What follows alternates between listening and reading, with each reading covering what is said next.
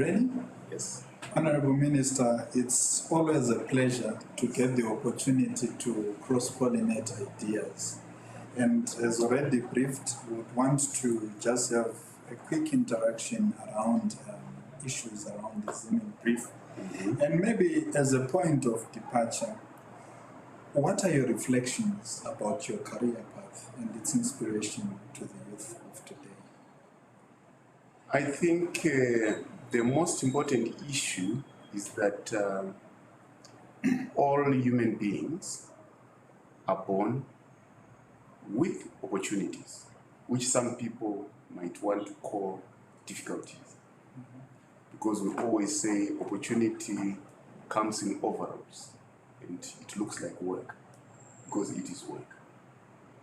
So I would basically want to start by saying, when His Excellency the President took office in 2017, and I had the privilege of being appointed by him to be the Minister of Higher and Tertiary Education, Science and Technology Development by then, but now it is the Ministry of Higher and Tertiary Education, Innovation, Science and Technology Development.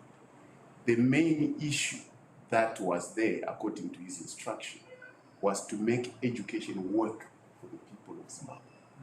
Because what we know and what we can do is what the country will become. So we started looking at the models of education in this country. And all what we knew is that we're a very literate nation. More than 90%. We are the highest, we have the highest literacy in Africa. But the problem that we have been having is, we have been very literate, but the trajectory of our industrialization has been going down. So the question is, what answers this paradox? What is it that we needed to do? And we started, under the instruction of the President, of looking at the design, because it's the design of the education system which tells us what we want to become. Because it's not about knowing the physics formula, it's always there. It's about what you use the physics for, which is very important. What you want to get out of the knowledge of your people. Because any nation, its state is due to the quality of its education, quality of its people. I have been told, and you can testify to that, that if you have got country A and country B, which has exactly the same number of natural resources, if I may want to call it. But country A is more developed than country B. Let's say they have the same number of people, same number of natural resources, but country A is more developed than country B. The only difference is the people. How educated are the people to move towards a certain goal? So we started running this ministry under His Excellency the President, Dr. E.D. Mnangagwa, based on the premise of possibility, on the premise that this country can rise to its full potential. But to start with, it has to be inspiring the youth. It has to be looking at education. It has to be looking at innovation. It has to be looking at science. It has to be looking at technology development, but based on a design that is appropriate for this country. That's when we transformed the education from a three-pointer education of teaching, research, and community service, to which we call Education 3.0, to a five-pointer or themed education system of heritage-based Education 5.0 with teaching, research, community service, innovation, industrialization, whereby it becomes a duty of an education system to industrialize a country. It's not the duty of a country or of an education to produce parrots, but to produce producers of goods and services through the knowledge that they would have acquired. So what I want to start with, basically, as I say, is the journey of transforming an education system from an education system that produces employees to an education system that produces employers, that produces life for a nation, that produces confidence for a nation, that produces a future for a nation, that inspires the youth to tell them that you are the architects of your destiny through what you know, through what you can do. And that's what Heritage-Based Education 5.0 is about. That is how it was brought by His Excellency Dr. E.D. Mnangagwa. That's how we are implementing it. So if anyone wants to get inspiration from the direction of His Excellency the President, Dr. E.D. Mnangagwa, you can just say he is a man who transformed education from an education that produces employees to an education that produces industrialists, to an education that respects the heritage of a nation, to an education that is actually used as a weapon to build the confidence of a nation, to build the dignity of a nation. In other words, to say a country is built by its own people. Nyika inovakwa nevene vayo, ilizwe lakiwa ngabanikazi valo. This is the revolution. This is the inspiration. So, having said that, Honorable Minister, one would then wonder how this remodeling of the education system makes Zimbabwe meaningfully contribute to global economy, to the global economy. How do you think this reconfiguration, the 5.0 education system, will help Zimbabwe have a meaningful contribution in the broader global economy? It is very important in that the 5.0 design, education 5.0 design, I repeat, design, design. It is a way of making people, when they are doing their education, it must derive from what people need. Then you develop your syllabus based on what people need, which is empathetic curriculum design, right? Which is design thinking. From the education, which is deriving from what people need, the education shall produce the means of production that will then enable the industry to happen so that it feeds the needs of the people. Once a nation is able to be confident enough to use its knowledge to produce goods and services, you cannot stop that nation. It means that nation becomes a contributor to the world economy. It means that nation changes the architecture of how the world works by not being passive, but being active. Because, as I say, it's a tripartite. People need something. Education must be able to tell, to learn how to provide for what people need. And it must be able to produce the means, which is the industry, which then produces those needs. And it goes on like that. So once education is designed in that triangular format, we are talking about a country that is regaining its confidence. We are talking about a country that is original. We are talking of a country that is able to produce goods and services. But let me say one thing.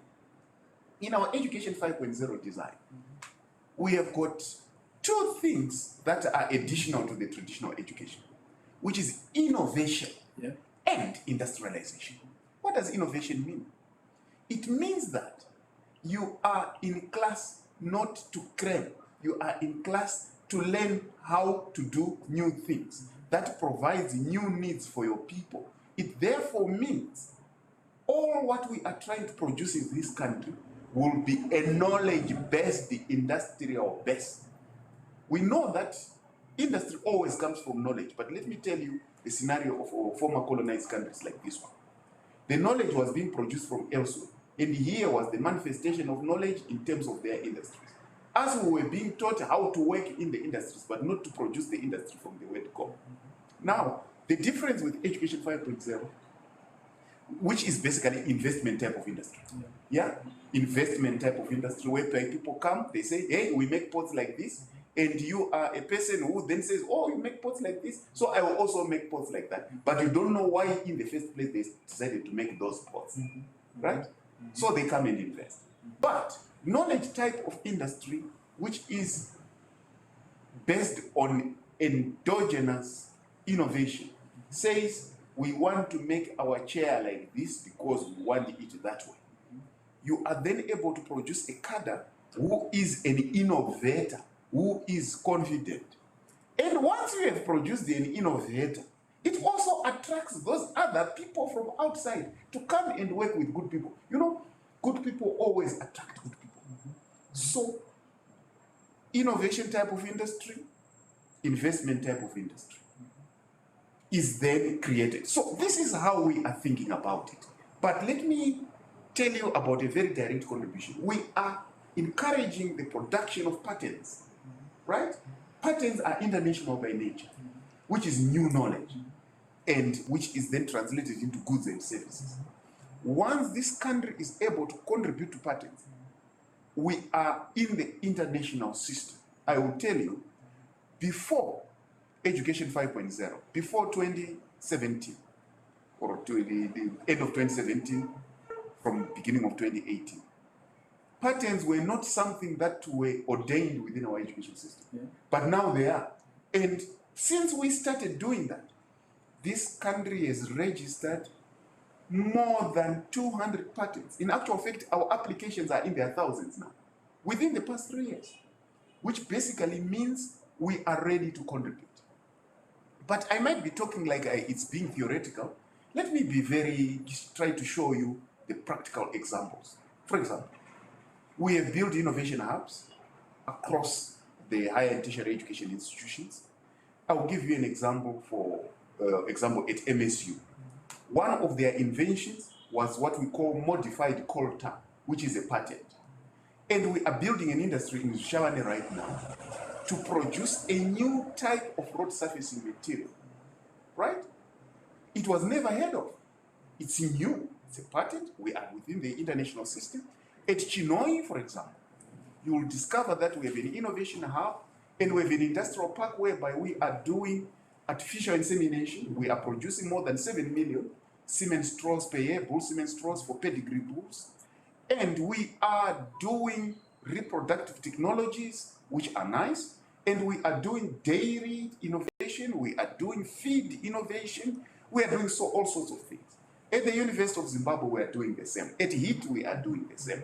During COVID, it's the education system that stood between the country and danger after it had been transformed by His Excellency the President. That's how amazing it is. That's only when people began to realize that Education 5.0 is a weapon against poverty, is a weapon against deprivation, it's a weapon against indignity of the African people. Yeah. It's a weapon towards making sure that we have a people that can do things. You would know that because of this change in our system, we are able to produce our own medical oxygen.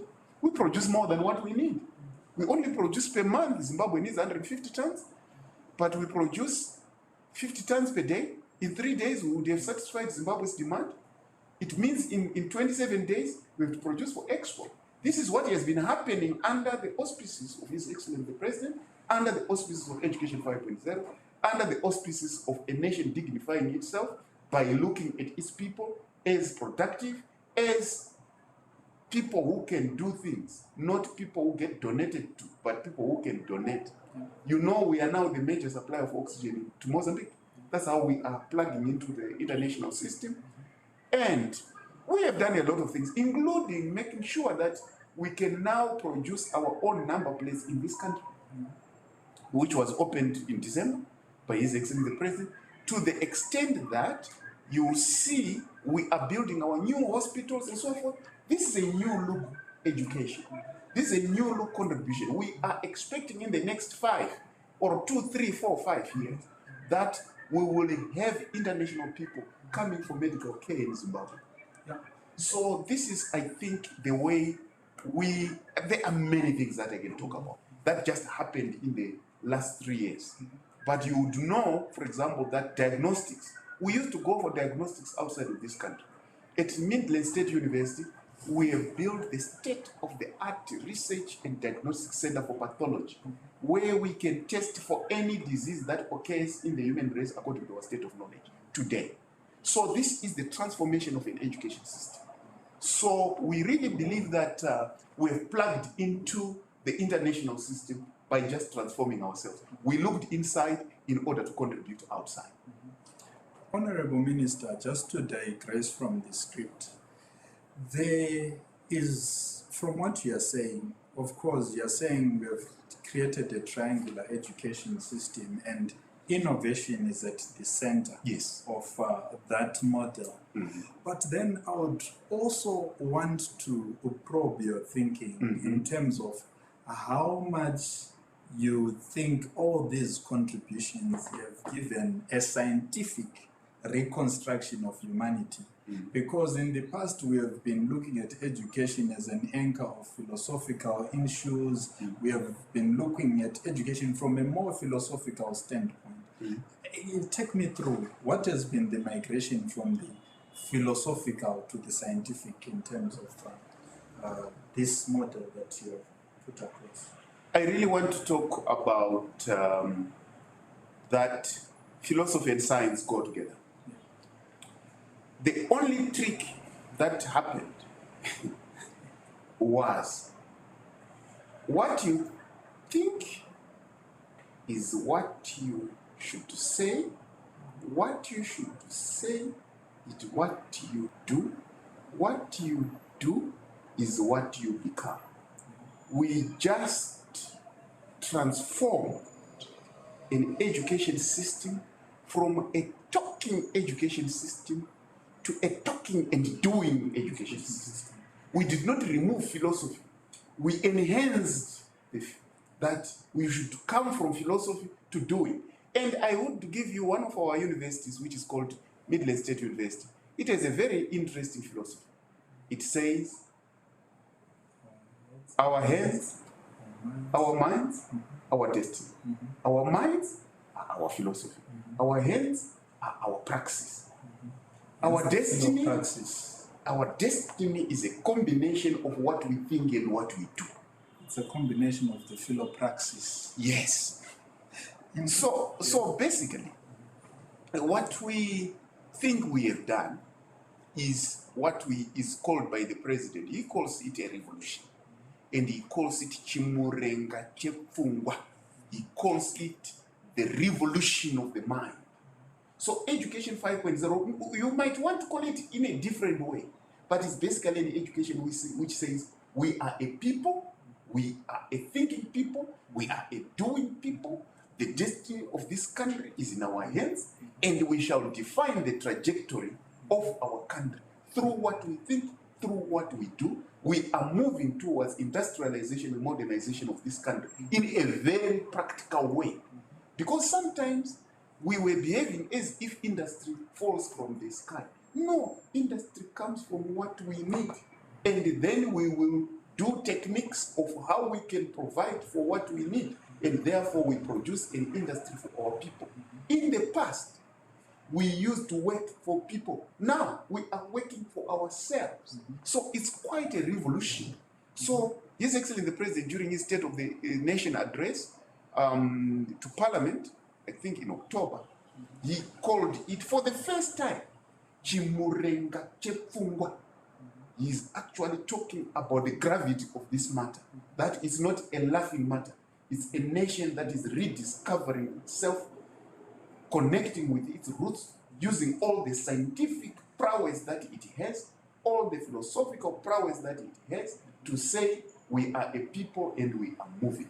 A people that produced Great Zimbabwe, a people that produced Manyanga, a people that produced Danamombe, a people that produced Nandare, which we call Nalatale, and people that produced Great Zimbabwe cannot really be stupid.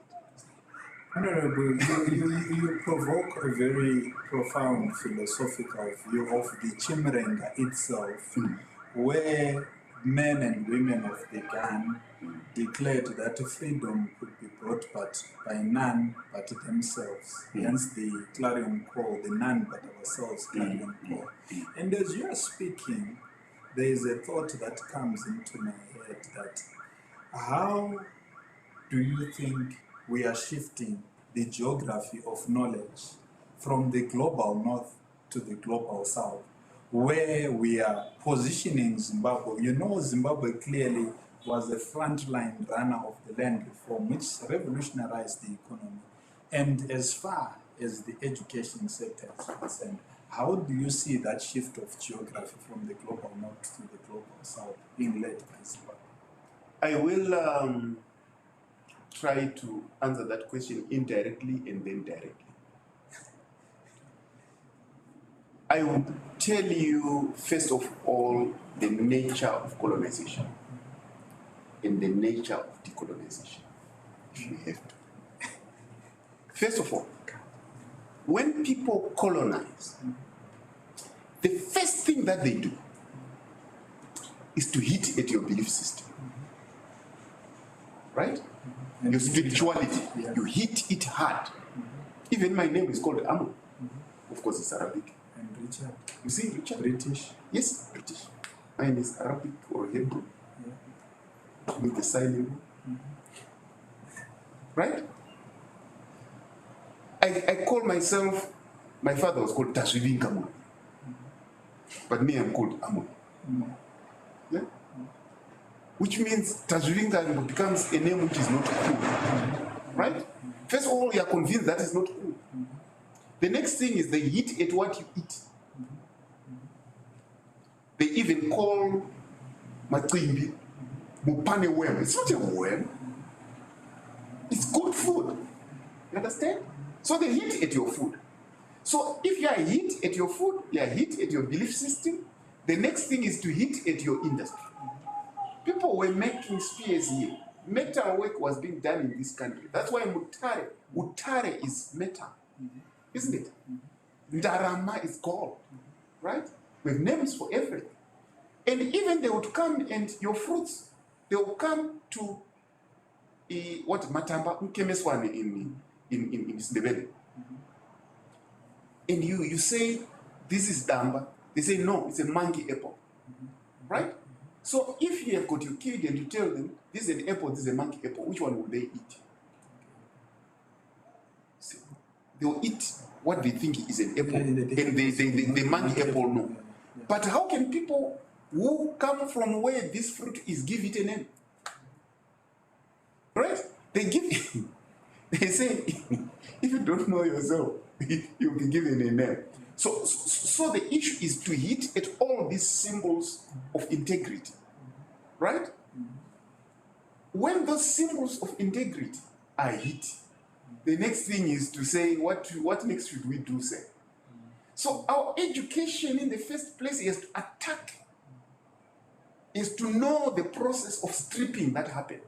We were stripped of dignity, stripped of food, stripped of clothes, stripped of belief systems, stripped of minerals, stripped of everything, stripped of land, to the extent that you then begin to ask, can I stay here, please, say, to a visitor? Yeah. So, and yet the dressing and dresses as the suits. yes, right? Yeah. Okay, so that's the process of stripping. I call it stripping. STRIPPING. Right? So in order to get rid of this stripping, you have to realize that it exists. Because then this stripping was institutionalized through an education system. To the extent that talking English becomes not just a language, it becomes a symbol of civilization. But it is just a language. Like any other. Like any other language. Whereby talking good English, oh, this person is very learned. Why? Because they can speak English. But surely you can speak Russian. Russians make things. Brazilians, Chitonga, they make things despite of language. Because gravity does not change from pulling things down because you've talked about it in English. Yeah? You still fall. That's gravity. And so this stripping was done through the education system, which then became Education 3.0, which is teaching, research, and common sense, so that you just talk. Huh? You feel that you are learned because you are talking sophisticated or you are seeming so. an education that makes you laugh at your mother, an education system that makes you not eat what your mother is eating because you think that education system has taught you not to do it, an education system that makes you shun your own self, and once you have shunned your own self, you are done with. It means you are completely defeated. Now, with the realization, we started fighting with bows and arrows. We were defeated on that front. We continued being stripped. We then used the gun and also intellect. We won the independence, but that was not enough. We really have to change the foundations of a stripping education system so that we can do the foundations of a building education system. An education system that builds a people's confidence and makes sure that we go ahead, that respects that Zimbabwe has minerals, has water, that respects that when we do our education, we are doing education in order to optimally and fully utilize the resources that we have.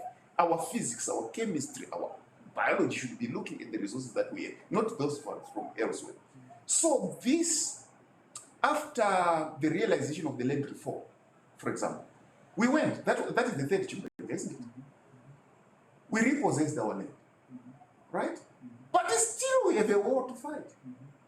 Because you could still see that when we were repossessing our land, our people, some of them who had been stripped, didn't believe that it was the right thing to do. They had been stripped, right? But now that people realize that it was the right thing to do, some people still don't believe. We have to fight the mental war, which is the fourth Chimurenga, which is the Chimurenga of the mind, which is the mental setup, the mindset, which is basically what His Excellency calls Chimurenga Chepfungwa, which we, in our technical terms, have coined heritage-based education 5.0. Heritage-based education 5.0 is an education system that respects a people and their heritage, but that uses modern methods to advance a people based on their heritage, using the most modern methods, but using our heritage to propel forward. We cannot develop using resources of another country. We can only develop using resources of here, our heritage, and our people, and our mind. So, now directly, how do we shift the knowledge cage from the north to the south so that it becomes a universal cage where everybody contributes? We do this through heritage-based education 5.0. What we are basically doing is to try to move Africa, Zimbabwe, into a trajectory that is self-defining, that is giving it confidence, that is making it industrialized. Because it's so that people don't talk about, you know, when people were being educated, they would say, no, so where will I get the job? Surely there are a lot of jobs in this country. How can you say there are no jobs when we're importing food? Yeah, we're importing food, we're importing medicine, we're even importing water. And then you say there are no jobs. No. There is no mental shift. If there is a mental shift, you discover that there are more jobs than what we need in this country. We've got a lot of work to do. So we believe through this philosophical shift, led by His Excellency the President, Dr. Edie Mnangagwa, we have put Zimbabwe on a path. You would know that from the 10th to the 16th of December 2022, 163 African universities were here in Zimbabwe to learn about education 5.0, to learn about the philosophy of self-determination. There is a difference between universities in Africa and African universities. Yeah. So we want African universities, not universities in Africa. So basically our shift is towards the dignity of our people through modernization and industrialization. Shifting the goalposts, making sure that Africa is playing its part in a world of peers, not in a world of masters. Honorable, in our parting shots, I think you have expressed explicitly how education is being Africanized and how in the process we are humanizing the education system add to it, the president has argued kuti nyika inowakwa nevene vayo. As a parting shot, how do you think education is that conduit to the philosophy of nyika ichivakwa nevene vayo? What we do is a product, or what a country becomes is a product of what we know and what we can do, which is summarized as education. Education in front, development follows. Education is the spearhead of development. So by transforming education, you transform the architecture of your country, you transform the architecture of your people, you transform the architecture of confidence within your people. So it is through education, but correct education. It's through correct education, which we call heritage-based education 5.0, that this country will become. Thank you, Honorable Minister. It's always a pleasure. Thank you very much. We're going to have photo opportunity with the boss before we go. Yeah. That was exactly 30 minutes. Yeah.